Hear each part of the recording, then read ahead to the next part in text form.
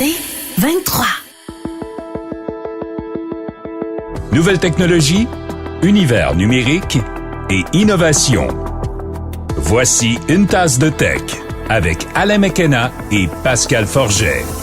Et bonjour et bienvenue à un nouvel épisode d'une tasse de tech, édition grippée cette semaine, je dirais. Alain McKenna ici avec son virus et Pascal Forget à l'autre bout. Toi aussi, je pense que tu as un petit lendemain de veille grippal, je vais dire ça comme ça. Ben, c'est ça. J'ai eu un petit rhume et j'ai eu la bonne idée de me faire vacciner contre la grippe et contre la COVID en même temps, sur le même bras. Je me suis réveillé ce matin un petit peu, beaucoup patraque, disons. J'étais un peu douteux et c'est pour ça. Et écoute, Alain, tu vas encore dire que, ma foi, tu vas directement dans le vif du sujet. Et regarde ce que j'ai à la main. Une tasse de délicieux café avec un peu de lait que j'ai fait avec ma machine Jura E8 qui, à la pression d'un seul bouton, m'a procuré la boisson caféinée, dans ce cas-ci, de mon choix. J'en ai besoin, avec du café en grains, avec un peu de lait, juste un petit peu. J'ai choisi avec l'affichage très simplement la boisson que je désirais. J'ai ajusté de façon précise la quantité de lait, d'eau et de café que je désirais dans ma boisson. Et quand je veux nettoyer ma machine, c'est super facile. On appuie sur un bouton encore une fois. Il y a un nettoyeur avec enzyme qui nettoie, entre autres, le mécanisme de lait ou de la machine en général avec des petites capsules super le fun. Allez jeter un coup d'œil sur les machines Jura E8. Il y a aussi la E6. Il y a des modèles industriels pour faire plaisir aux gens dans votre bureau. Chez Edica sur Saint-Laurent, vous allez avoir beaucoup de plaisir et du délicieux café dans c'est vos mains. Vous serez conforté avec le froid. J'allais dire, c'est le fun l'automne prendre un café, mais nous sommes dans la première semaine de novembre. Qu'est-ce qui s'est passé il y a 3 jours, le lendemain de l'Halloween, dans les grands cafés, les grandes chaînes de café de ce beau pays que nous sommes? Oui, les guirlandes de Noël et la musique de Noël ont commencé à faire leur apparition.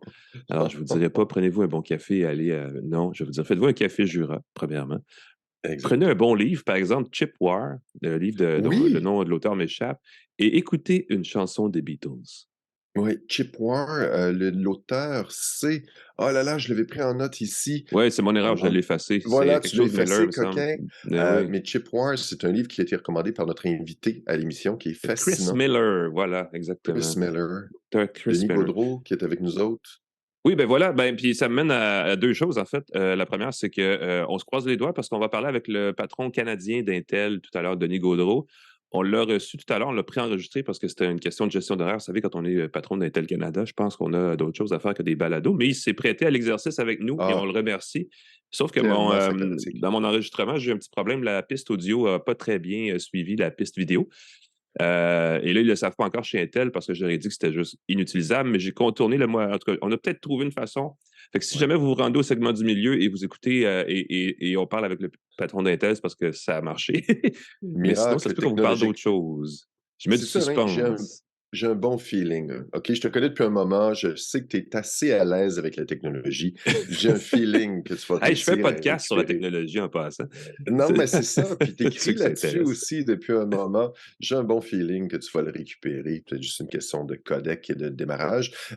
Parlant d'intelligence artificielle, je fais vraiment du lien coq à l'âne, mais j'ai été assez touché. Je ne sais pas si tu as écouté Now and Then, la démo. Oui, c'est pour ça que je disais un bon tasse de café avec un bon livre et une bonne chanson des Beatles.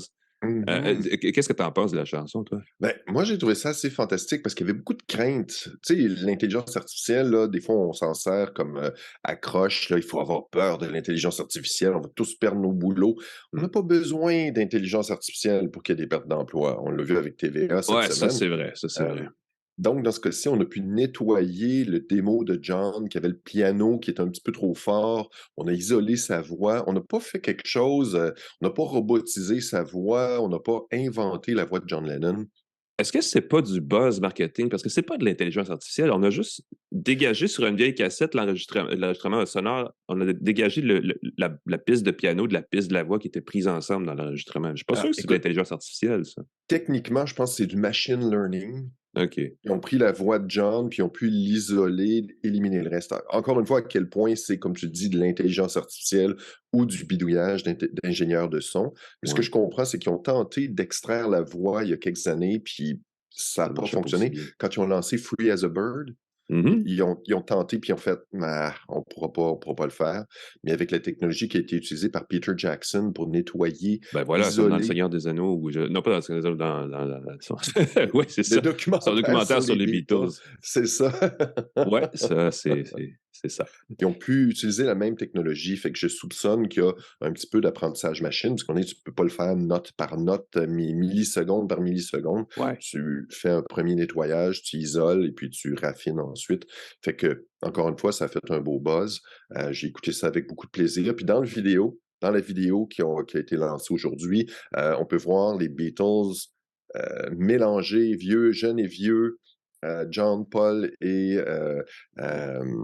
Ringo. John Paul et Ringo, voilà, et l'autre, et le quatrième, T'es un grand fan qui de sont côte à Pascal. côte. C'est même Georges. les deux qui sont décédés, Mhm. qui sont là, George et Paul, qui sont avec les Beatles vivants, jouant côte à côte. Alors, très, très drôle de pouvoir ressortir Ouais. les Beatles comme C'est ça. du Beatles C'est ma pur petite jus. info.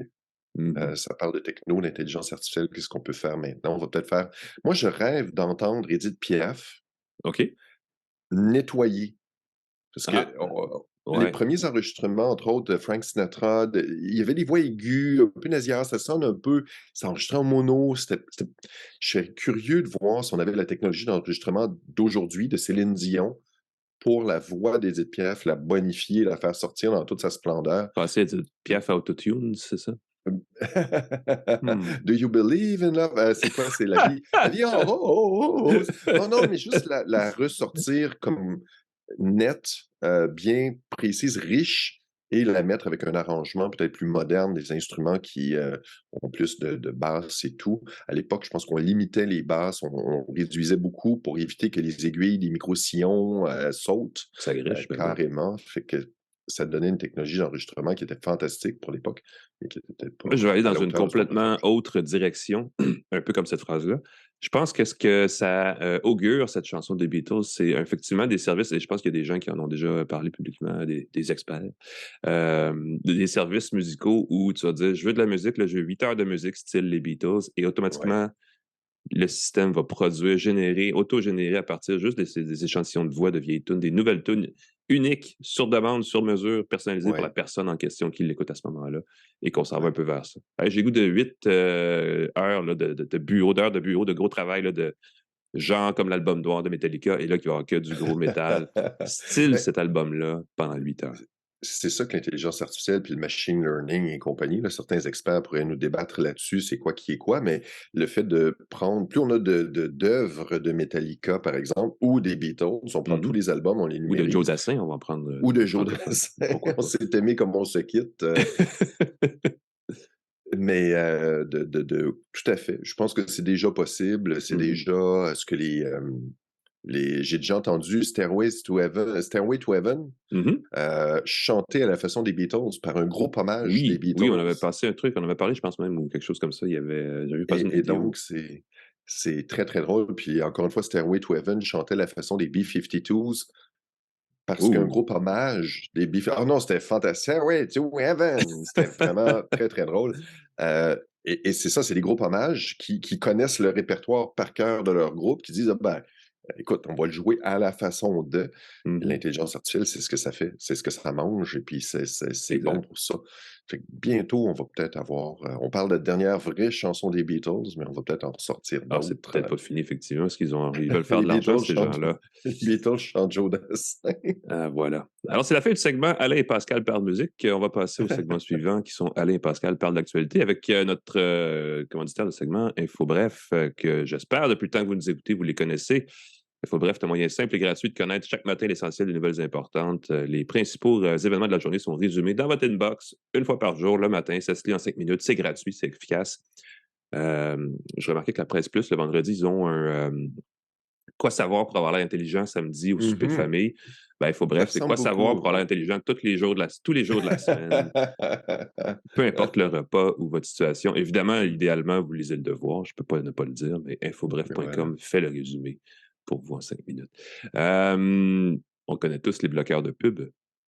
Oui, Il y a maintenant c'est les une façon. bloqueurs de pub. C'est un autre De niveau, là. bloqueurs de pub. J'ai été assez surpris d'aller sur YouTube et de voir un message qui dit: «Hey, tu utilises un bloqueur de publicité sur YouTube, ça viole les termes de service. On ne peut pas, selon les termes de service de YouTube, modifier l'offre de YouTube». Petit OK. caractère comme ça, tu peux pas la en théorie, mais en tout cas, il laisse passer beaucoup de choses. Moi, j'utilise entre autres, D-Arrow qui permet de remplacer les miniatures. Je vous le dis là, D-Arrow, D-E Arrow, ça enlève les petites flèches, les faces bizarres, les petites miniatures des vidéos sont de plus en plus, Ouais, changer et agressantes, ouais. Mmh. c'est gênant, je trouve, ça enlève ça. En théorie, je suis pas supposé d'utiliser ça. Moi, j'ai Encore une vu fois. Adblock, que j'utilise pour à un moment donné, trop c'est trop, m'indiquait qu'il a bloqué 5300 publicités sur YouTube. Wow! Donc pourtant, j'utilise pas YouTube tant que ça. Je passe pas des heures par jour à regarder des vidéos de la musique sur YouTube. Des fois, je regarde mes youtubeurs préférés là, qui montrent entre autres du café, Ah! des trucs comme ça. Et donc j'ai vu que c'était ça comme ça. Mais là, c'est fou parce que dans les VPN, il y a maintenant l'intégration. J'ai désactivé AdBlock. Ça Mmh. continuait de me mettre le message. J'ai réalisé que dans mon VPN, j'avais aussi un bloqueur de pub. Et dans mon routeur, j'ai aussi un bloqueur de Ah pub, oui! j'avais testé ça. Alors je me dis: «Il va falloir que je désactive beaucoup de niveaux». Évidemment, je peux juste le faire sur YouTube.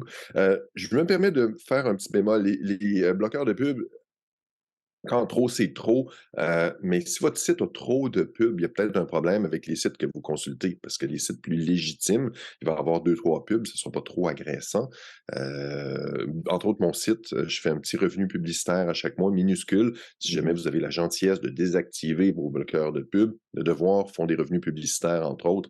Désactiver vos bloqueurs de pub là-dessus, ça peut être une belle C'est façon pas irritant de autant que oui. de Les sites, les sites à clics, qui, ne mettent que 6 couches publicitaires par-dessus votre petit morceau de texte ou de vidéo.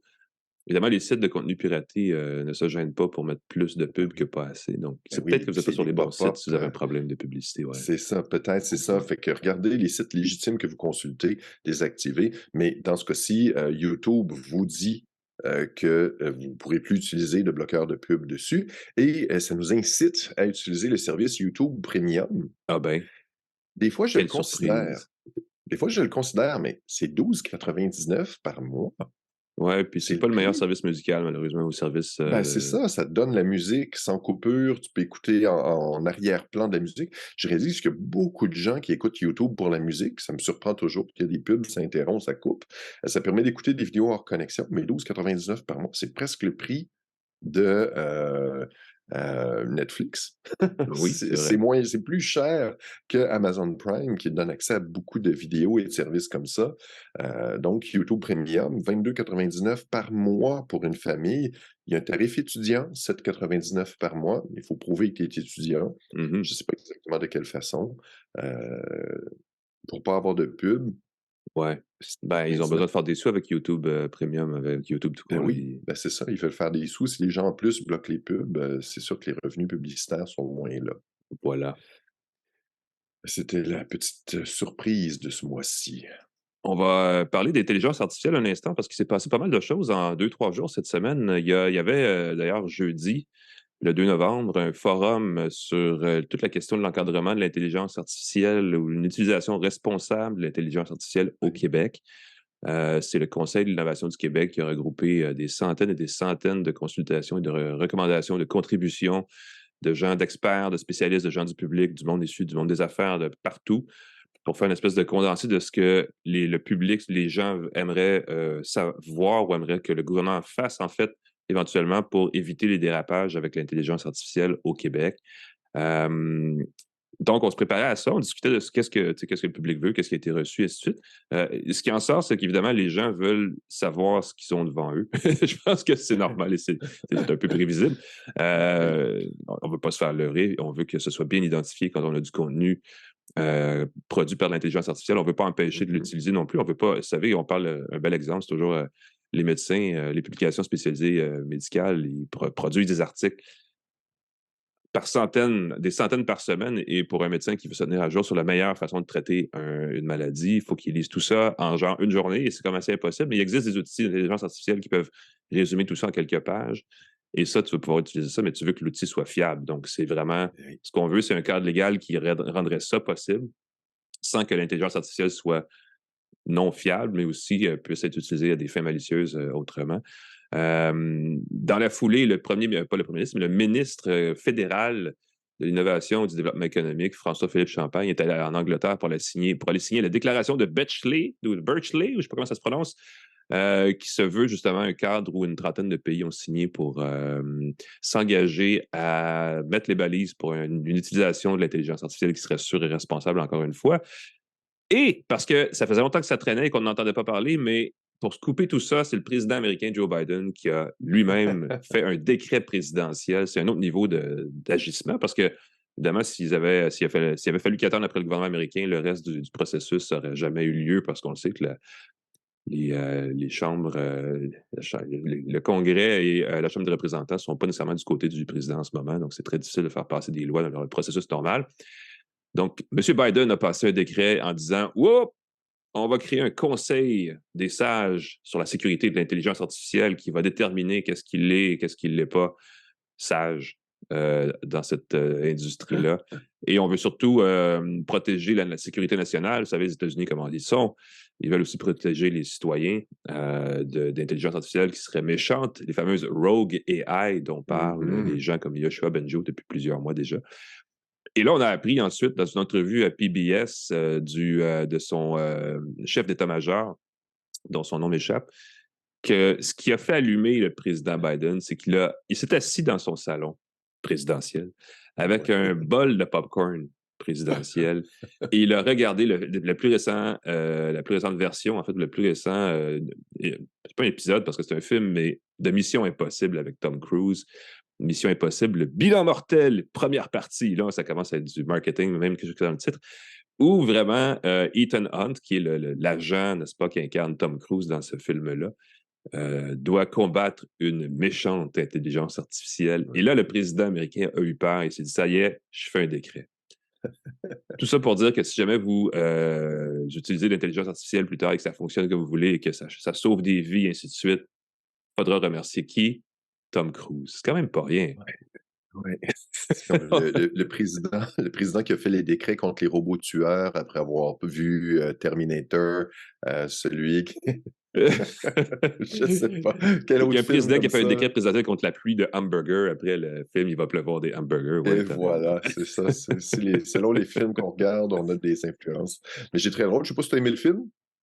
Ben, je ne l'ai pas encore vu, celui-là. Je suis en retard dans ma liste de films, il n'y a aucun doute, mais ça doit être extrêmement divertissant, je n'en doute pas un instant. Très divertissant. J'ai trouvé que c'est un peu plus lent que je m'attendais et je me permets de dire que même si Tom Cruise fait ses cascades, c'est tellement couvert d'effets spéciaux qu'on ne ressent pas ce qu'on a vu. La cascade en moto, oui. entre autres, tu l'as sûrement vu Oui, sur oui, YouTube, brut, avec les vrais... et là, tout est maquillé avec l'intelligence artificielle. Je trouve que c'est moins impressionnant de le voir en salle, alors que c'est en IMAX et tout, que de le voir sur son petit écran en vrai. Je trouve que d'ajouter trop de couches là, de nuages artificiels puis de trucs comme ça diminue l'impact viscéral des cascades. Tu as entièrement raison. Et c'est pertinent de parler de ça parce que, évidemment, bon, il y a des cadres législatifs qui s'en viennent dans la plupart des pays auxquels vous pouvez penser, mais cette semaine, il y a une mise à jour. D'ailleurs, si vous voulez goûter à cette intelligence artificielle et que vous ne l'avez pas encore fait, et que vous avez un ordinateur Windows assez récent, il y a une mise à jour de Windows 11 qui a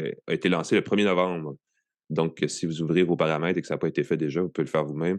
Ça installe la fameuse application Copilot, le copilote, basé sur le modèle de langage GPT d'OpenAI, qui vous donne une petite intelligence artificielle dans la poche, dans votre PC.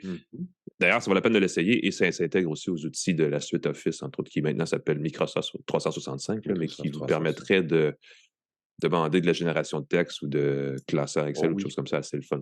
T'en sais plus que moi là-dessus, là, mais écoute, c'est très drôle parce que je me retiens. Là, je donne la formation pour ceux qui ne savent pas. Toi, tu es tour de devoir et tout, mais moi, je donne la formation sur Microsoft 365 dans mes temps perdus. Et puis, on prépare l'intégration de Copilot dans son Word, dans son Excel, dans son PowerPoint. Déjà, tu peux demander à Copilot de te créer une automatisation avec Power Automate. Tu peux lui demander, génère-moi un brouillon de texte en utilisant les textes que tu as déjà créés. Et ça, c'est extraordinairement puissant. Quand c'est ta 50e lettre de soumission ou ben, prends-moi une lettre de soumission avec les éléments que je fais déjà, les styles de phrases, mes tournures. Tu as 80% de ton travail qui est fait en 2 clics et après Voilà. ça, tu raffines, tu envoies et ça peut même te proposer, écoute, les incohérences et les erreurs dans ton texte.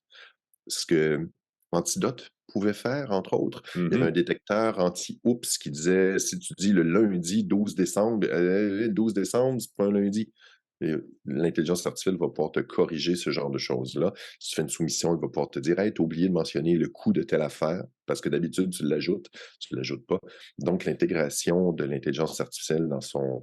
et je pense que ça vaut la peine pour les petites les organisations là, de travailler là-dessus pour préparer le cadre, encore une fois, légal, la loi 25, ainsi de suite, qu'est-ce qu'on utilise, qu'est-ce qu'on n'utilise pas. Mhm. Mais je vous donne le conseil, là, puis je dis pas ça parce que je donne la formation là-dessus, mais si vous utilisez Microsoft 365, considérez nommer quelques personnes dans votre organisation pour tester les possibilités de l'intelligence artificielle. Ça pourrait complètement changer la productivité dans vos organisations. Voilà. Passer de Windows à iOS, on va parler d'iPhone. Il y a, je ne sais pas à quel point on n'en voit pas beaucoup. On en parle tout le temps. Il y a tout le temps des attaques et des risques et des failles et Ben tout ça, oui. mais là, il y en a une nouvelle qui fait planter les iPhones à distance. Est-ce qu'il faut avoir peur? Parce que est-ce qu'on doit courir à nos téléphones? Qu'est-ce qu'il faut faire? Ben, moi, je trouve ça assez surprenant parce qu'encore une fois, les gens surestiment. C'est sûr que les failles de sécurité du côté iOS sont habituellement rapidement corrigées et tout. Euh, et là, c'est pas une faille qui implique l'intelligence artificielle, c'est pas une méchante intelligence artificielle qui s'introduit de son téléphone. Il y a un monsieur qui est un spécialiste en sécurité qui utilisait son téléphone dans un train. Le téléphone se met à avoir des pop-up comme quoi il y a un appareil Bluetooth qui cherchait à se connecter, au point de rendre l'appareil inutilisable. Puis à un moment donné, poup, le téléphone a planté, puis il n'a pas pu se reconnecter. C'était un utilisateur qui utilisait le Flipper Zero. Le Flipper Zero, c'est un petit appareil qui est un couteau de poche, un couteau suisse pour les testeurs de sécurité et les bidouilleurs. Un petit appareil open source qui diffuse sur plusieurs fréquences radio. Il peut entre autres émuler des cartes RFID, des cartes NFC, des ouvre-portes de garage. Il y a même un émetteur infrarouge, il y a toutes sortes de capteurs pour tester des circuits. Vraiment un beau petit appareil. Et ce qu'il faisait, c'est que ce petit appareil-là, avec une mise à jour de son logiciel, c'est un code ouvert, donc tu peux installer ce que tu veux, il y a un firmware qui s'appelle Flipper Extreme, Oh, qui a un bouton iOS Attack. Et tu peux, paf, te mettre à diffuser autour de toi des demandes de connexion Bluetooth au point de faire planter certains appareils. Ça dépend de la mise à jour de ton téléphone, évidemment. C'est un type d'attaque qui était possible depuis longtemps, mais ça demandait un équipement coûteux. Et ça demandait un peu d'expertise en signaux radio, puis en transmission, puis de données. Mais là, avec le bouton, là, avec le flipper, là, paf, un bouton, puis n'importe qui. Et là, tu vas dire, ça doit coûter très cher, le flipper zéro. Écoute, j'ai été surpris, c'est 265 $. oh, Fait qu'un pirate informatique ça pour reste accessible. 265 Ben oui. peut se mettre dans le métro, peut se mettre dans un endroit public et bousiller tous les téléphones autour, tous les iPhones autour. Évidemment, il va sûrement avoir des correctifs de sécurité. En ce moment, la parade, ce serait de désactiver Bluetooth dans son téléphone pour éviter. Là, évidemment, ça coupe les écouteurs, ça coupe Mhm. toutes sortes de choses comme ça. Évidemment, ça va être de mettre à jour son téléphone. Il va sûrement avoir une parade pour éviter Éventuellement, ben les oui. connexions répétées, abusives, ainsi de suite. Alors, je trouve ça assez fascinant. Évidemment, la nouvelle parle d'iPhone parce que l'utilisateur qui l'a révélé avait un iPhone, mais ça fonctionne aussi avec les iPads et ça fonctionnerait aussi avec les téléphones Android. Donc, ça se peut que dans un endroit public, des petits Ça commence malins à être sérieux, ben s'amusent oui. avec un appareil qui coûte 265 $. Ce que j'ai lu en cherchant sur le Flipper Zero, ce petit appareil-là n'est pas que maléfique. Évidemment, ça peut aider des spécialistes en sécurité à tester différentes options pour s'assurer de rendre leurs appareils plus sécuritaires. Et j'ai vu que le Flipper Zero permettait d'envoyer un signal pour désactiver les drones robots employés par l'armée russe. Oh boy, OK. Donc, tu peux envoyer un signal, puis poup, le drone robot, qui est un truc qui paraît-il que tu peux trouver sur AliExpress pour 500 $. Tu as un signal radio qui peut désactiver une parade pour C'est rendu 265 sérieux. $, Wow. l'équivalent de 265 $ canadiens. C'est pas pire pantoute. C'est Fait qu'il y a des fou. bons usages de cet appareil-là. Mais ça Le peut grand, aussi, le grand jeu de la course entre le chat et la souris, hein, c'est ça la sécurité informatique. Il y a toujours c'est quelque tout le chose temps qui ça. apparaît de plus qui n'était pas là avant.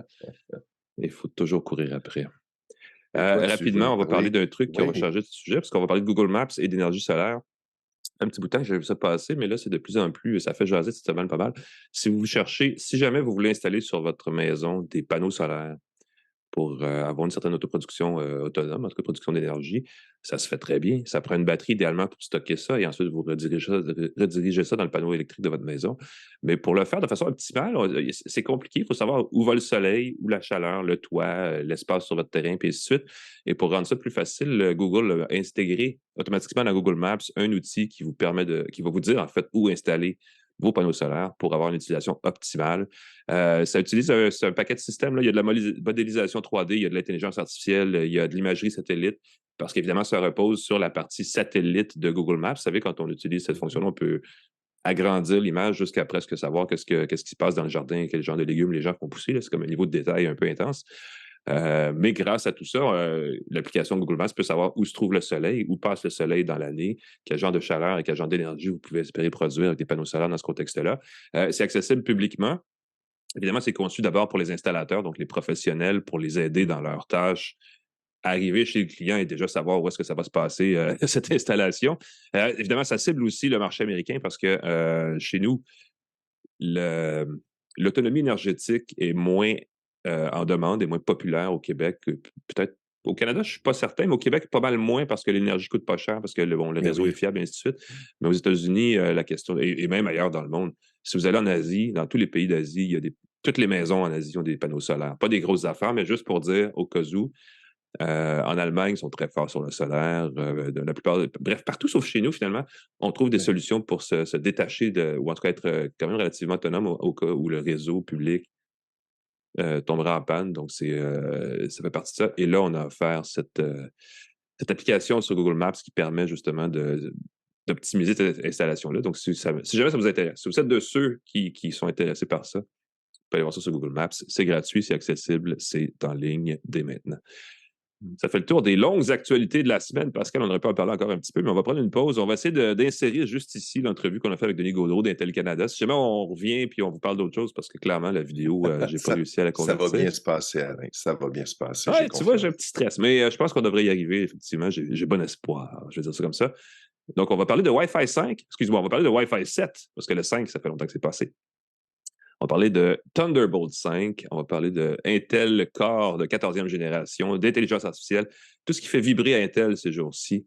On parle de ça avec Denis Gaudreau, qui est le directeur national pour le Canada d'Intel. Tout de suite après ça, restez avec nous à Une tasse de tech. De retour à Une tasse de tech avec Alain McKenna et Pascal Forget.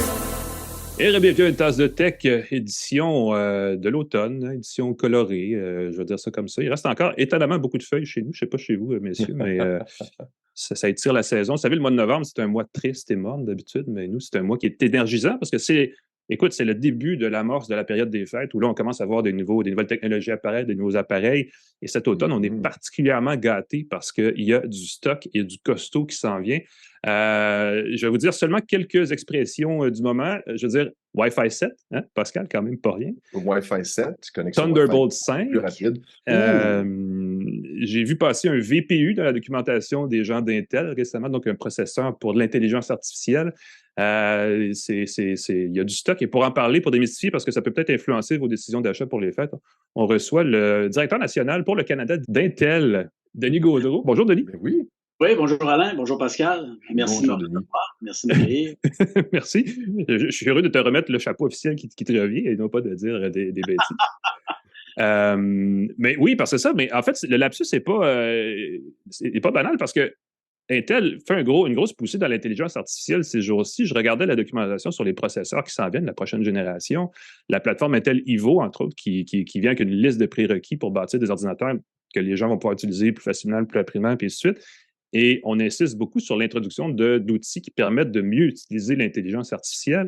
À travers tout ce dont on peut parler dans les prochaines minutes, je ne sais pas si on peut commencer avec ça. Qu'est-ce que ça représente pour vous chez Intel, cette poussée-là vers l'intelligence artificielle? Ouais, c'est vraiment un changement de paradigme, là, ce qu'on voit avec l'intelligence artificielle, là.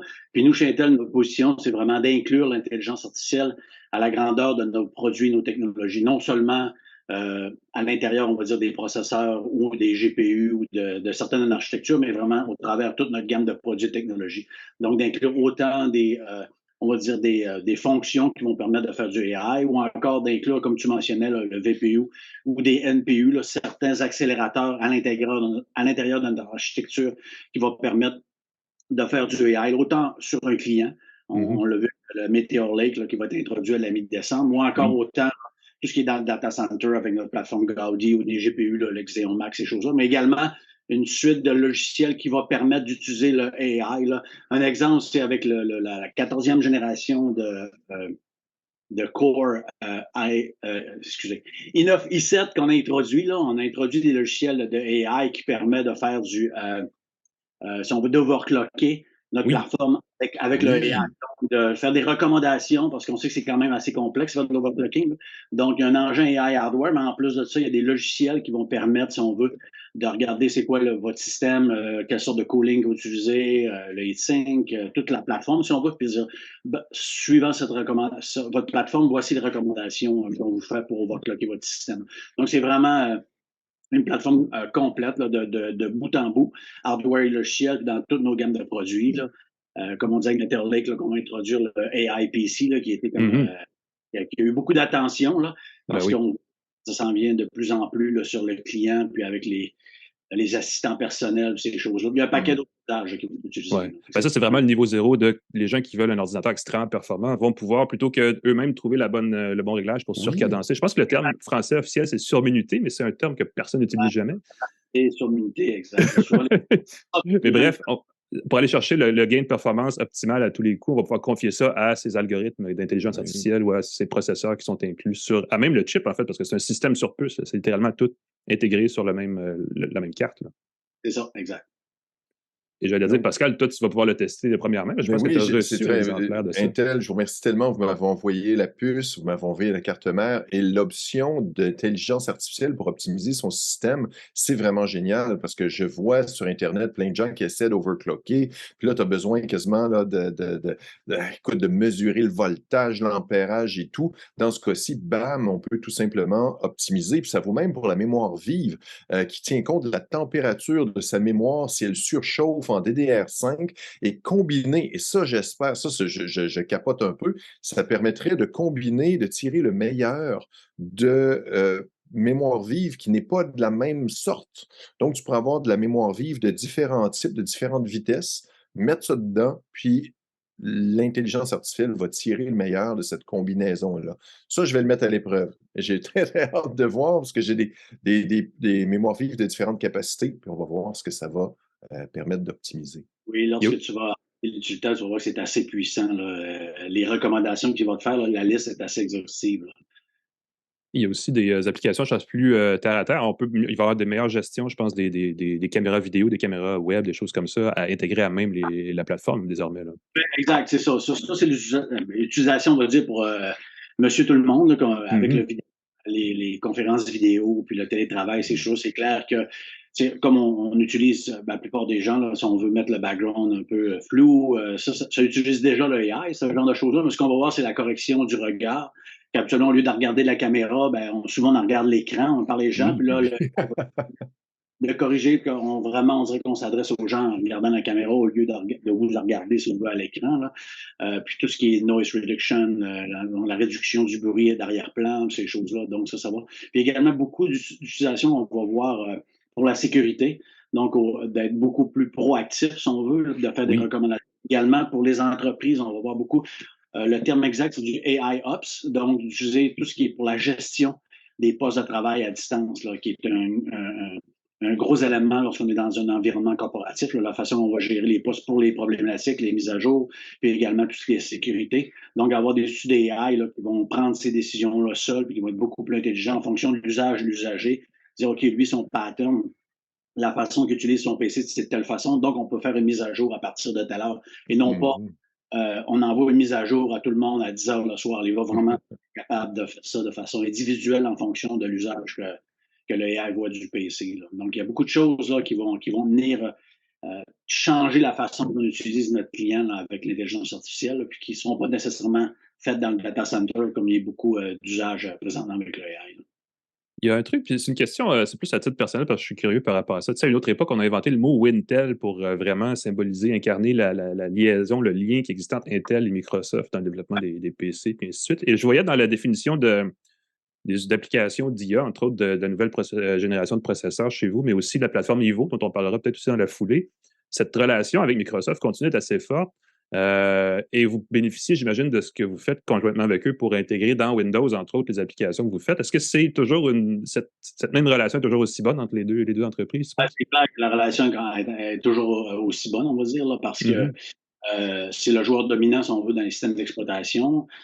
C'est clair qu'il y a d'autres joueurs sur le marché qu'on va travailler avec Linux, différents joueurs, mais la relation Microsoft est très importante. Puis d'autant plus que si on regarde le rôle du système d'exploitation, soit de quelle façon on va utiliser une architecture multicore, le NPU, tout ce qui est AI, ben, le système d'exploitation a un grand rôle. Mais nous, l'hardware, beaucoup de choses vont être faites au niveau du hardware, donc qu'il y ait une bonne synergie entre les deux organisations, que eux, leur caractéristiques pour leur amélioration logicielle permet d'utiliser le maximum du hardware avec ce que nous, on fait du hardware, là, que ce soit pour la sécurité ou le sans-fil, toutes ces choses-là. C'est un truc que je pensais parce que Intel Evo, c'est ça. Intel Evo, je pense que vous le présentez comme une plateforme. Moi, ce que je vois, c'est une série de prérequis pour qu'un ordinateur soit certifié Evo. C'est-à-dire qu'il faut qu'il se réveille, il sorte de veille très rapidement. Je pense qu'on va dire en moins d'une seconde. Il faut qu'il y ait une certaine durée d'autonomie de, je veux dire, environ 10 heures minimum. Il y a une liste de prérequis comme ça qui sont extrêmement intéressants. C'est aussi une plateforme évolutive. Je pense qu'il y a des cibles, justement, par rapport à la performance, à l'autonomie, ces choses-là, qui évoluent dans le temps. Et pour que ce soit effectif, il faut que vous parliez avec non seulement, dans ce cas-ci, Microsoft pour Windows, mais aussi les fabricants de PC. Comment se déploie cette plateforme-là? Est-ce que, en ce moment, les appareils Evo en marché se conforment à ce genre de prérequis-là? Est-ce qu'il y en a beaucoup? Absolument. On a lancé la plateforme Evo là, en 2019. L'idée, c'est un peu d'aider les gens, justement, à faire une meilleure sélection lorsqu'ils regardaient puis ils magasinaient pour un nouveau portable, autant le consommateur que dans les organisations d'entreprise, parce que c'était difficile avec toutes les caractéristiques, ces choses-là. Fait que nous, ce qu'on a fait, on a interviewé un paquet de gens, on a regardé une multitude de façons que les usagers vont utiliser leur PC, puis on a extrait les caractéristiques, on va dire, les plus importantes. Là. Soit quelqu'un qui travaille de la maison, étudie de la maison, quelqu'un qui est toujours, on va dire, mobile on the go, qui est toujours en train de se déplacer, les gens qui vont créer du contenu. C'était quoi les prérequis, les choses qui revenaient? Bon, c'était une performance, mais une performance qui était variable. C'est pour ça qu'on a produit le P-Core, le E-Core, une architecture hybride qui permet beaucoup de performance ou une performance continue, mais qui va permettre d'avoir une durée de vie de batterie qui va être beaucoup plus grande. Donc, la durée de vie de la batterie, permettre le chargement rapide, c'est encore une chose qui était hyper importante pour les usagers, que je suis capable de charger mon portable extrêmement rapidement. Le temps, comme tu dis, de se réveiller du sommeil de la plateforme, la connectivité, soit sans fil ou avec fil, ou tout ce qui est Thunderbolt. Et ensuite de ça, le format, si on veut, physique. Lorsqu'on va avec une plateforme Evo, nous, on a établi certaines caractéristiques par rapport à tous ces éléments-là. Puis on va travailler avec tous les manufacturiers. On va dire, si vous voulez rencontrer, si on veut, le branding, l'image et la marque Evo, vous devez vous assurer d'avoir le minimum dans ces spécifications-là de ces différents éléments. Puis ça assure à l'usager d'avoir une plateforme premium là, en fonction de leurs besoins. Puis comme tu mentionnais, Alain, c'est une plateforme qui est évolutive parce que ça a commencé en 2019, la technologie évolue. Fait que nous, les prix évoluent dans le temps là, avec les nouvelles, mettons, on va dire Thunderbolt 5 ou Wi-Fi 7 qui s'en vient. Bon, les prochains Evo vont inclure ce genre de technologie-là. Ben oui, écoute, parlons-en parce que tu en parles déjà. On est déjà un petit peu mêlé avec tous les différents ports USB. Là, on apprend. Ceux qui ne le savaient pas vont l'apprendre, mais il y a les ports USB physiques. Il y a le USB-A il y a eu pendant un bout de temps le mini, le micro. Là, on est rendu à USB-C. Il y a les normes de débit, USB 2, USB 3, ainsi de suite. Là, on parle d'USB 4. Et là-dessus s'ajoute la norme Thunderbolt, qui est une espèce de super port USB, je vais le dire comme ça.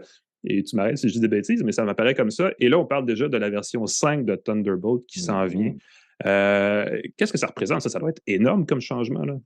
Oui, c'est un gros changement, là, effectivement, parce qu'auparavant, Thunderbolt 4, si on veut, la vitesse théorique, on parlait de 40 gigabits par seconde. Puis là, on laisse ça à 80 gigabits par seconde, mais encore en beau, si on veut, on va être capable d'aller jusqu'à 120 gigabits par seconde.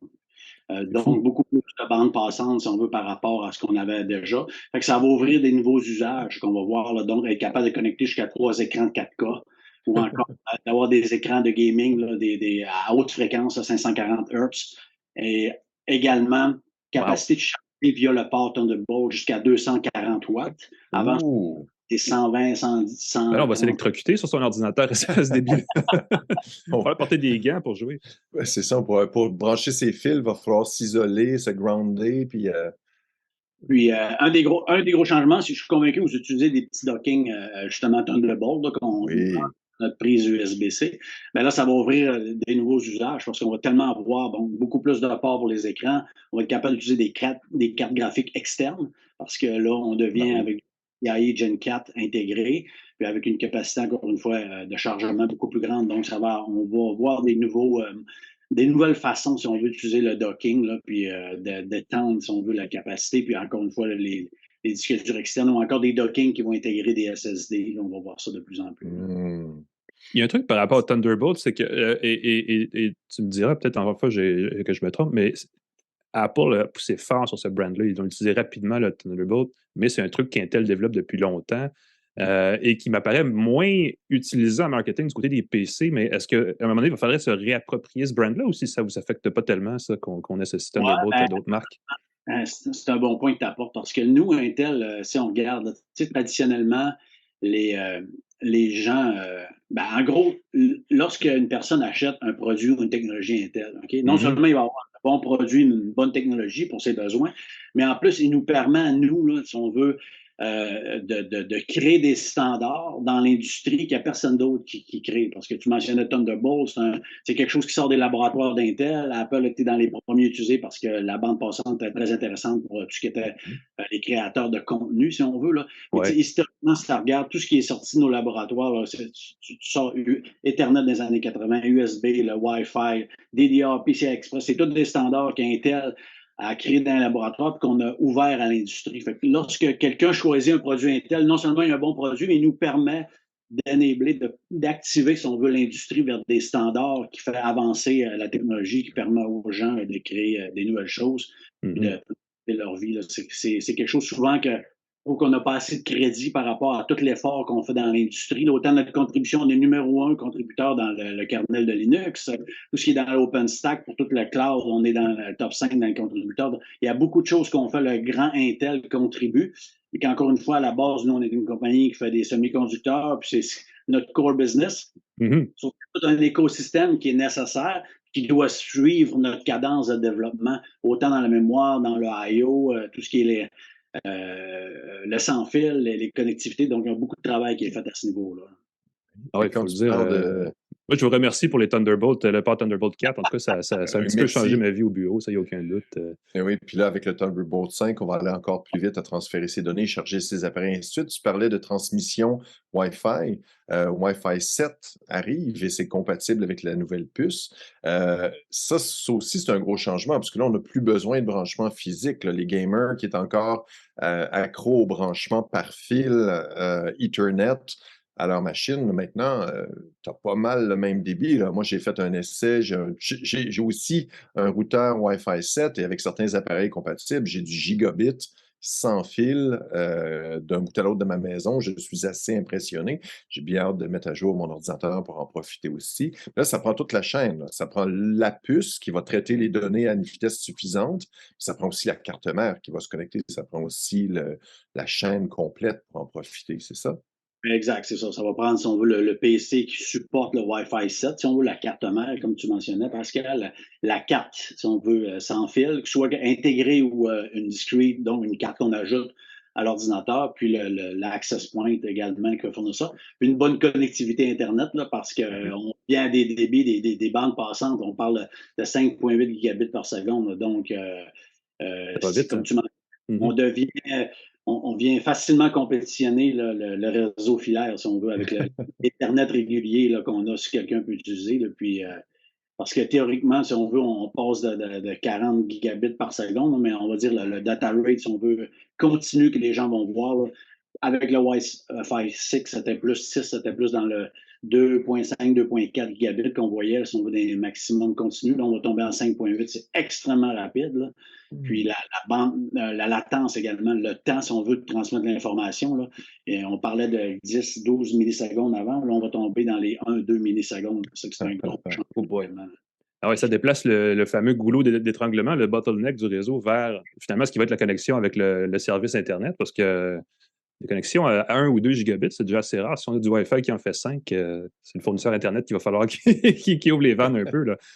Ah, ça va tirer tout le monde par en haut, puis on va voir le réseau cœur, si on veut, le core network, là, qui va se transformer et s'adapter avec tout ce qui est NAV, là, la transformation du réseau là, des fournisseurs Internet qui est en train de s'opérer avec la virtualisation dans le réseau. Ben, ça s'en va vers ça, si on veut, là, que ça fait partie là, de la transformation, si on veut.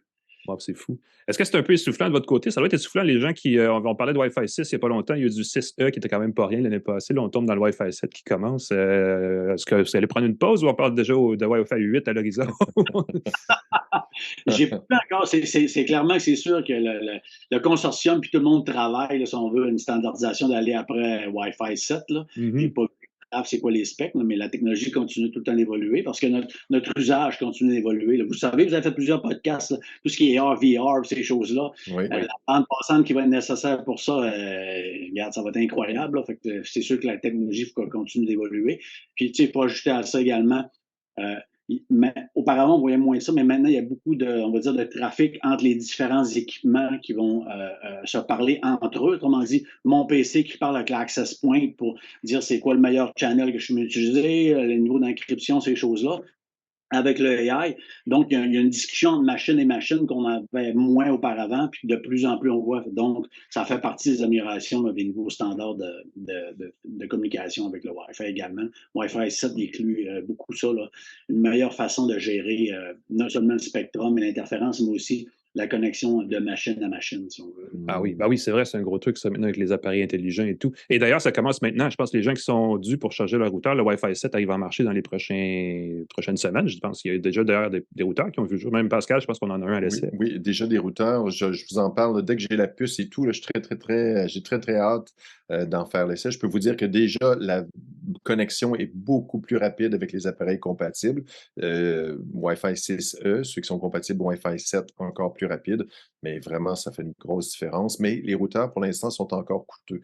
Ceux qui sont les routeurs Wi-Fi 7, là, ce que j'ai regardé rapidement, il n'y a pas encore de routeur entrée de gamme Wi-Fi 7. Fait que ça va sûrement arriver, mais les premiers sont assez coûteux, merci. Oui, ça va vraiment, je pense que c'est en 2024 que ça va vraiment décoller, là, que ça va devenir de plus en plus intégré à l'intérieur des puces directement, puis qu'il va y avoir un plus grand choix, si on veut, d'équipement en Wi-Fi 7. Là. Mais ça va être un gros changement là, en termes de ce qu'on utilise là, pour notre réseau sans fil.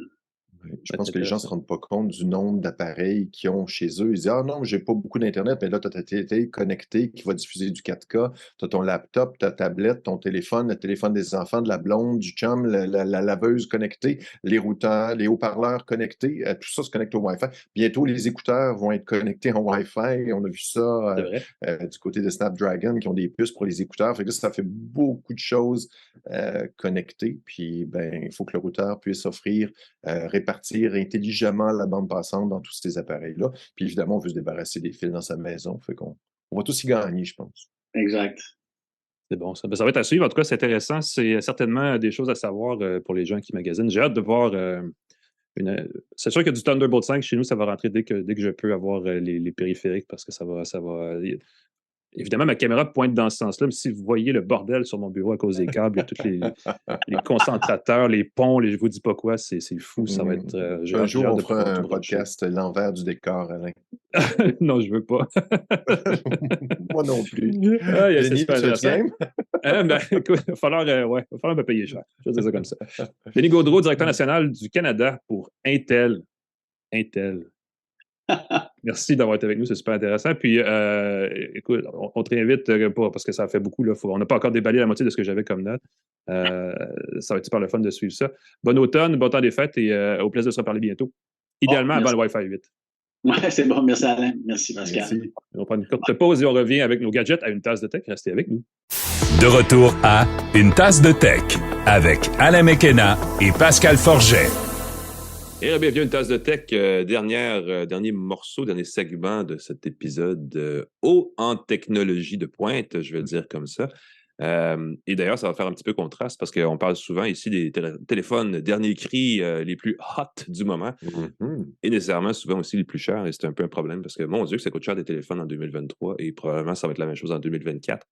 Mais pour faire, je veux dire, amende honorable, pour faire contraste ou pour vous aider à ne pas payer une fortune pour un téléphone qui fait à peu près la même chose qu'un autre téléphone qui coûte 4 fois le prix, on a deux téléphones. Je vais en parler en deuxième. Par contre, je vous présente tout de suite le Motorola Moto G Stylus, qui est un téléphone intelligent à écran de 6,8 pouces qui a un stylet dedans. C'est vraiment ça son truc, d'où le nom Stylus. Comme le Galaxy S23 Ultra qui coûte 1500, je ne sais pas combien de dollars, celui-là coûte 300 dollars. Je vous dis ça comme ça. 300 $, c'est pas cher. Hein? Pour un téléphone intelligent qui fait, et Motorola, vous savez, c'est du Android pur jus. Là. Il n'y a pas de logiciel additionnel gonflable, vapeur, ou appelez-le comme vous voulez.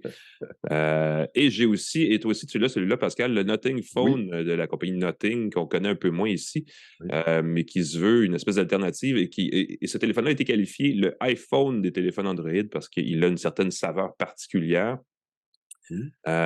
Et qu'il est vendu, je vais partir avec le prix, vu qu'on disait des téléphones quand même achetables. Ce téléphone-là coûte 929 ou 999 $ en version à 128 ou 256 GB. Et pour tout le reste, c'est un téléphone Android dernier cri.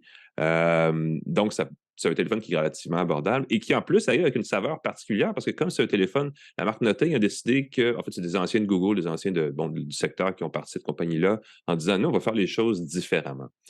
Et là, vous achetez le téléphone, vous recevez le boîtier, vous l'ouvrez et vous avez un téléphone Android assez banal visuellement au premier coup d'œil avec un écran de 6,7 pouces, contour métallisé. On dirait un iPhone en fait, mais effectivement avec Android, vu que le format est vraiment similaire à celui d'un iPhone 12, 13, 14, 15. Et là, vous dites, bon, qu'est-ce que je peux faire? Là, vous le tournez à l'envers et vous voyez ce qui se passe derrière, c'est qu'on a un endos transparent qui permet de voir des espèces de circuits imprimés je ne sais pas des circuits électroniques très complexes, mais il y a quand même, ça bouge là, visuellement. Et ce qu'on réalise, c'est qu'il y a des bandes lumineuses, des bandes d'ailes derrière ça qui font des motifs que la compagnie Nothing appelle des glyphes.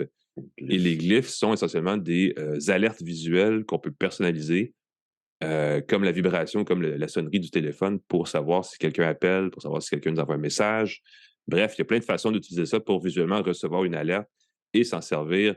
Vous savez, on le tourne à l'envers sur la table et plutôt qu'avoir plein d'affaires qui se passent à l'écran et de se faire déranger par plein de bruit, on voit rapidement un petit visuel de ce qui... et il y a des façons de l'activer et de le désactiver, mais évidemment, là, parce que j'en parle, je n'arrive pas à le faire. Mais il y a possibilité, parce qu'il y a quand même plusieurs éléments d'ailes séparés. Là. Je ne sais pas si je l'éteins, si ça va le faire.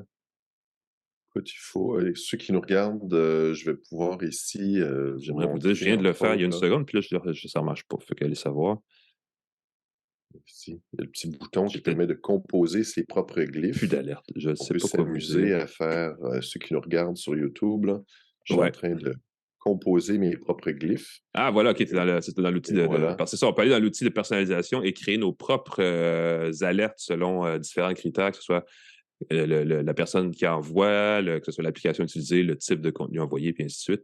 Et il y a différents motifs qui sont proposés d'avance parce qu'il y a des DEL qui font une espèce de demi-cercle, il y a des DEL autour de l'appareil photo et il y a différentes façons de les utiliser. Il y a une façon aussi, parce qu'il y a une espèce de bande d'ailes juste en haut du chargeur qui indique le niveau de recharge quand on le laisse activer, qu'on le branche et qu'il est en recharge. Donc, il y a des éléments visuels et c'est assez intéressant. Je vais dire ceci, ça ajoute ça explore une facette inexplorée de l'interface qu'on peut avoir avec les téléphones qui est autre que l'écran tactile, donc les yeux, les oreilles, ces choses-là. On parlait de gestuel l'autre jour avec les montres connectées d'Apple et de Google. On peut faire des gestes et activer des choses. Motorola le fait sur son téléphone. On fait des gestes et on peut aller faire certaines fonctions automatiques. Et là, on ajoute cette option visuelle-là qui est intéressante. Évidemment, pour faire la différence entre un téléphone Samsung et ça, il y a une marge. Il faut vraiment vouloir les glyphes pour dire c'est ça qui fait la différence. Mais c'est un bel ajout. Et pour tout le reste, le téléphone est assez intéressant. Je veux dire, il y a au niveau visuel, au niveau de l'interface utilisateur, au niveau d'Android, il y a aussi une grosse couche esthétique rajoutée par les gens de Nothing pour s'apparenter à l'image de la marque. où on joue un peu un petit côté un peu rétro, je dirais. C'est très noir et blanc, c'est des gros éléments visuels. Et ça aussi, ça J'aime ajoute une bien. couche. Oui, ça fait du bien parce que c'est différent, surtout parce qu'on est à force de voir les interfaces des grands fabricants, des Google, des Samsung, tout ça, Clinquante. ça change un peu le mal de place, donc ça fait du bien, ça rafraîchit. Mais ça, évidemment, c'est pas entièrement parfait parce que ce ne sont pas toutes les applications qu'on peut personnaliser à l'interface du téléphone. Le fameux lanceur, le launcher que Oui, Nothing propose oui. sur ce téléphone-là.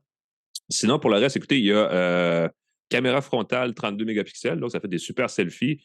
À l'arrière, on a 2 objectifs avec un capteur de 50 mégapixels. Ça permet de prendre évidemment des photos tout à fait correctes.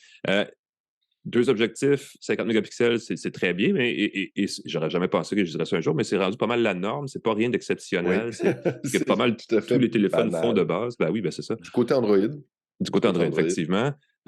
Et sous le capot, ben, on a un processeur Snapdragon 8 Plus génération 1. Donc, ce n'est pas le plus récent, ce n'est pas le dernier des derniers processeurs de Qualcomm. C'est celui de l'année passée. Donc, est-ce que le téléphone va vieillir plus rapidement? Ben, Ben oui, c'est un probablement. Peut-être téléphone, pas tant que ça. c'est ça, c'est un téléphone fiable, hein. C'est un processeur fiable, c'est le même que dans le ThinkPhone de Motorola. Mais voilà, Donc, c'est un processeur, c'est un effectivement, qui va faire la bon job, processeur. cela dit. C'est ça.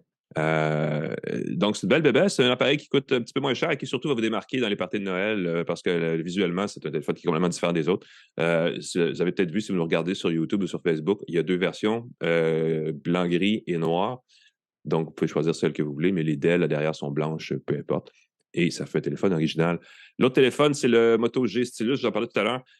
C'est une joke. À 300 $, c'est comme, posez-vous même pas la question. Si vous voulez absolument un stylet sur votre téléphone, go. Oui. Au pire, vous Oui. en achèterez un autre dans 2 ans. Je veux dire, c'est tellement pas cher que, en fait, c'est un prix réduit parce que Motorola est très agressif ces jours-ci à l'approche des fêtes pour vendre ses téléphones pas chers. Ce téléphone avec un écran plein HD+, donc adapté évidemment au format allongé de l'appareil, qui fait 6,8 pouces de diagonale, rafraîchissement à 120 Hz, donc un écran tout à fait correct. Il y a une pile là-dedans de 5000 mAh, donc 5 ampères-heure, si vous voulez qu'on réduise à la plus simple expression de la chose. Ça donne 2 jours d'autonomie. Ça, c'est un autre truc. On peut l'utiliser toute la journée, aller faire dodo ailleurs, oublier son chargeur, revenir, il reste encore de la batterie pour le lendemain. Donc, il y a vraiment peu de stress de ce côté-là. Même chose, hein, caméra à 2 objectifs de 50 mégapixels à l'arrière, caméra frontale de 16 mégapixels. Évidemment, pour arriver à 300 $, on coupe à certains endroits. Par exemple, le boîtier est assez ordinaire. C'est un boîtier bleuté dans un polymère simili-plastique. Et on a sous ce boîtier un processeur Snapdragon 695. Donc, ça, c'est un vieux processeur. C'est un processeur il y a quelques années, qui n'était même pas de milieu de gamme à ce moment-là, qui était une petite affaire en bas du milieu de gamme. Donc, c'est pas l'appareil le plus puissant qui va vous durer le plus longtemps. Et c'est pas l'appareil qui vient d'être mis en marché. Ça fait quand même quelques mois qu'il est déjà en vente, mais on en parlait très peu parce qu'on l'avait pas. Moi, j'ai pas eu accès avant jusqu'à tout récemment.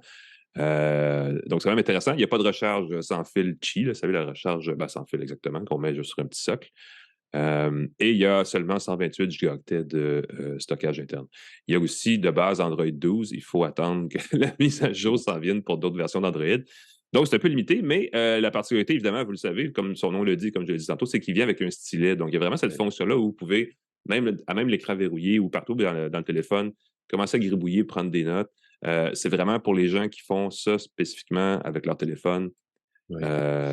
Ça fait la job pour ça parce qu'on peut écrire et rapidement, ça devient une façon d'utiliser le téléphone qu'on adopte facilement. Et il existe plein de façons ensuite de traduire ça en image ou en texte informatique, je voudrais dire en texte numérique. Et donc, ça fait une façon d'utiliser le téléphone qui est différente, qu'on trouve sur à peu près pas de téléphone. Et à ce prix-là, ben, si c'est ce genre de format, c'est quelque chose qui. Tu sais, si vous ennuyez, c'est un téléphone qui fait un petit peu sérieux. Là, si vous ennuyez d'un vieux BlackBerry ou d'un vieux téléphone dans ce genre-là, d'un vieux Palm même, ben, il y a cette option-là qui existe. Et à 300 $, c'est vraiment une bonne offre. C'est un bon prix. Le Stylus, là, c'est un bon téléphone si vous cherchez un téléphone pour une personne plus âgée. Le stylet, c'est très apprécié pour prendre des notes rapidement sur son téléphone, pour faciliter simplement taper sur les icônes avec un stylet.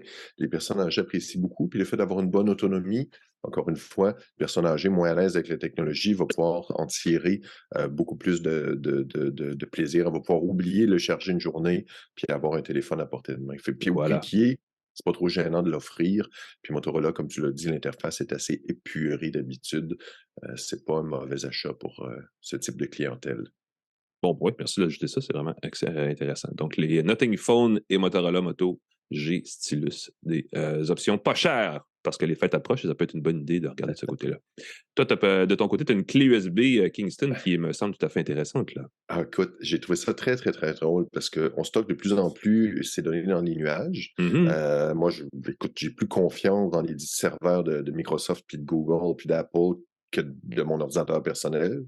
On dit que dur peut briser, il peut passer au feu, panne d'électricité, surcharge. Mais c'est le fun d'avoir une copie de ces données dans sa poche, qu'il n'y a pas besoin de transfert, surtout pour des gros fichiers, quand on n'a pas une connexion Internet très rapide, un fichier de plusieurs gigs, des vidéos, des collections de photos, on veut en garder à portée de main. Je suis tombé sur le Iron Key de Kingston, une compagnie qui fait du stockage, il y en a deux modèles. J'ai le modèle Keypad 200 et j'ai le modèle C, qui a un port USB-C. Il y a le Iron Key Keypad tout court, 200 tout court, qui a un port USB-A standard. Ce qu'il y a comme caractéristique, c'est que sur la clé, il y a un petit pavé numérique, un peu comme les téléphones à touche, les téléphones touch-tone, c'est tout ça, Oh, mon Dieu. avec chaque Oui. chiffre 1. Sur le 2, il y a ABC, sur le 3, il y a le DEF, sur le 4, il y a GHI, et ça permet, pour ouvrir la clé, pour y accéder, il faut composer la combinaison sur le petit clavier sur la clé. Wow. Très, très drôle. La clé se glisse dans un étui en aluminium si on veut protéger sa clé. Ça donne une bonne résistance à l'eau et à l'immersion. Et là, c'est assez fantastique parce que Kingston indique qu'ils ont des standards militaires de codage des données dessus. Si on ne déverrouille pas la clé, elle n'est pas reconnue, elle apparaît tout simplement pas. Comme on tape le code sur la clé, on peut l'utiliser sur n'importe quel appareil, USB, Linux, Mac, PC, sans installer de logiciel. Très, très chouette. J'ai beaucoup aimé cette option-là. Ça fait très James Bond de sortir sa clé USB, de taper la combinaison. Il y a une petite lumière d'aile qui s'allume, verte, ça clignote. Ça fait très, très, très mission impossible, là. Vraiment, tu tapes le code, tu pèses sur le déverrouiller, la petite clé, ça déverrouille en vert si évidemment on tape le code. Si on utilise plus de 10 fois la combinaison, la mauvaise, la clé va s'effacer pour être de façon irrécupérable. On va embrouiller les données pour ne pas que ce soit récupéré. On peut évidemment créer un mot de passe administrateur. Donc, on a un deuxième niveau de possibilité de déverrouiller si jamais on peut activer un mode où si on tape 10 fois, la clé va se désactiver, mais on va pouvoir la réutiliser ou l'administrateur va pouvoir redonner le code. C'est assez flayé côté sécurité. Il y a une deuxième clé qui est le Iron Key tout court, qui, elle, n'a pas de pavé numérique. Quand on insère la clé dans son appareil, il y a un petit... c'est le lecteur de CD, l'ouverture automatique d'application qui va démarrer un petit logiciel qui va permettre de taper un mot de passe. Donc, on le tape avec son clavier. Ça peut être jusqu'à 60 caractères. Ça peut être une phrase de passe. Si on ne veut pas que quelqu'un fasse du keylogging, quelqu'un mette un petit logiciel dans son ordinateur qui enregistre tout ce qu'on tape au clavier, il y a un clavier virtuel qui peut apparaître à l'écran. Donc, on peut taper avec sa souris ou avec son doigt, si c'est un écran tactile, le code. L'inconvénient que je vois de cette solution-là, c'est que dans mon cas, mon ordinateur, le démarrage automatique des applications par une clé USB était désactivé. J'ai donc dû bidouiller pour l'activer. Si vous travaillez dans certaines entreprises, par défaut, pour des raisons de sécurité, tout à fait légitime que si on met une clé dans son ordinateur, ça ne démarre pas. Donc, j'ai eu à bidouiller pour activer ça. Donc, vous avez les deux versions. La version avec le code dessus, qui est très, très chouette. La version qui fonctionne avec un petit logiciel qu'il faut déverrouiller. Le truc qui est très drôle, c'est qu'au moment où j'ai reçu ça, puis j'essayais ça, il y a un article de Wired qui apprend que quelqu'un avait stocké des clés de crypto-monnaie dans une Iron Key. Ben oui. Et là, il les a oubliés le mot de passe. Et une entreprise de sécurité a mis beaucoup de ressources là-dessus et aurait trouvé une façon de récupérer de façon sécuritaire, ce que Wired confirme en leur envoyant des clés. Ils ont réussi à décoller. Fait que c'est pas parfaitement inviolable, même si c'est de l'encryption de haut niveau. Je pense que pour un commun des mortels, ça peut être amplement suffisant.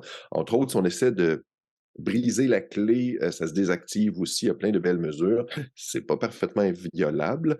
Il y a aussi, le fait que, ces clés-là ne sont pas données. La clé, 200C, elle est autour de 188 pour le modèle 64 gigs. OK, quand même.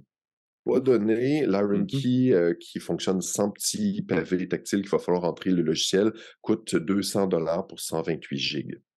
Donc, il y a des versions de capacité moins élevées qui sont moins chères à partir de 50 Mhm. Si vous avez des données, peut-être, je ne sais pas, des choses comme un testament, des clés de crypto-monnaie, des photos coquines, disons-le, on est entre adultes, peut-être qu'une clé comme ça pourrait vous donner un bon niveau de sécurité, Un petit répit, même oui, ça si pourrait vous, protéger vos même si données, vous échappez effectivement. la clé, et ainsi de suite. Je trouve ça très drôle parce que quand tu configures ta clé, tu peux mettre un message quand tu branches ta clé qui dit: «Hey, cette clé a été perdue, contactez telle personne». Mais tu le sais, j'espère que si tu trouves une clé USB, c'est pas une bonne idée de la De se brancher dans brancher. ton ordinateur Je vais essayer parce une clé que USB prise au hasard par terre, ouais. ben, c'est ça, c'est un truc que des pirates utilisent. Tu laisses une couple de clés, USB traîner près d'une entreprise où tu veux, t'infiltrer et la clé, à ce moment-là, va activer justement un petit logiciel automatique qui Un va faire lanceur des trucs. automatique, ben oui. Et c'est pour ça qu'on désactive dans beaucoup d'entreprises la lecture automatique des logiciels à partir d'une clé. Alors, soyez prudents, mesdames et messieurs, avec la sécurité. Les clés Voilà. Iron Key de Kingston, j'ai fait un billet là-dessus sur mon site. J'aimerais vouloir avoir plus de détails sur les petits pépins techniques que j'ai trouvés, que j'ai eu pour démarrer le logiciel pour que ça Ah, fonctionne bien. bon, voilà, vous irez lire ça, les amis. Ça va avoir le temps parce que pour nous, c'est la fin, Pascal, déjà. De toute façon, on va aller Mhm. recharger nos piles. Qui sont pas nécessairement au lithium, mais qui ont quand même besoin de faire le plein de temps Avec en des temps. Moi, panneaux je suis dû pour un solaires, autre café, ça tombe bien. On va pouvoir aller. Je vais aller me caféiner pour finir la journée du bon pied, n'est-ce pas? avec la Euh, machine Jura E8. ben voilà, puisque c'est un commanditaire, on remercie Jura, TELUS et Plan Hub. Je te laisse faire le générique, Pascal, c'est ton truc, tu le fais bien. Ah ben non, mais tu le fais bien aussi. C23, le groupe Cogeco qui diffuse et distribue notre podcast. Alain, j'ai confiance, tu vas avoir réussi à intégrer la partie On remercie les gens d'Intel parce que si, oui, dedans. effectivement, Et leur patience a voilà. été mise à prix là-dessus, effectivement. Claude Hébert, la mise en onde. Alain Mécanon, on peut te lire un peu partout dans Le Devoir, entre autres. pascalforgette.com pour me lire. Je donne aussi de la formation sur Microsoft 365 si jamais ça vous intéresse. On se revoit la semaine prochaine, Alain, avec d'autres Oui, monsieur. nouveautés. J'ai bien hâte. Ben, moi aussi. Clairement, je n'étais pas rendu dans ma tête. Mais oui, effectivement, on se revoit la semaine prochaine. Pourquoi? Pour une autre tasse de tech. Salut tout le monde.